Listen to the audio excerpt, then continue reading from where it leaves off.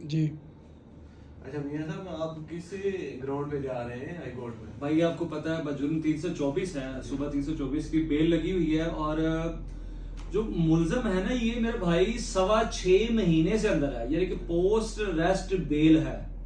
6 महीने से भी 6.25 महीने हो गए हैं। और जो बंदा हमसे मजरूब हुआ था वो उस बंदे ने 6 दिन के बाद, यानी कि जो मेडिकल हुआ है डिले, 6 डेज का इसमें डिले है, तकरीबन 6.5 महीने से बंदा भी अंदर है।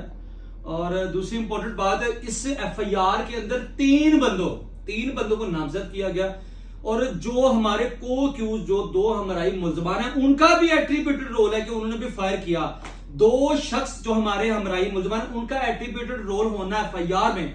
बाद में इन्वेस्टिगेशन के दौरान आईओ की तरफ से 2 हमराही मुल्जमान जिनका एट्रीब्यूटेड रोल है, उनको बेगुनाह कर देना कि एक के हाथ में गन थी, मौके पर मौजूद था, एक था ही नहीं। लेकिन एफआईआर के अंदर यह लिखा है कि दोनों बंदों ने फायर किए। बेसिकली ना हमारे बंदे ने फायर किया, यानी कि तीनों बंदे, जो हमारा बंदा अंदर है, जो बिहाइंड द बार है, 6 महीने से पोस्ट अरेस्ट बेल का सामना कर रहा है, वो बंदा, उसके पास तो कोई बंदूक थी नहीं, ना दूसरे 2 बंदों के पास थी। वो एक हमसाया था, वो फायर करता है। वो छरे जो है वो बिखर के, मेरा भाई जो कारपीन की उन्होंने राफिल से एफर्ट डाली हुई है, वो दीवार शर को लग के लगा। और वैसे भी इसमें कोई बड़ी इंजरी है ही नहीं।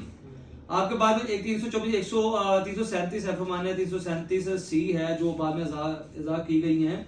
इसमें कोई बड़ी इंजरी नहीं है, कोई इननेस इंजरी नहीं है, माइनस इंजरीज है। 6 दिन का डिले है, मेरे ख्याल अल्लाह खैर करेगा, बेल हो जाएगी। आप क्या कहते हैं? इंशाल्लाह हो जाएगी। हो जाएगी। चलो जी, इंशाल्लाह बेस्ट ऑफ लक, सुबह उम्मीद है बेल हो जाएगी।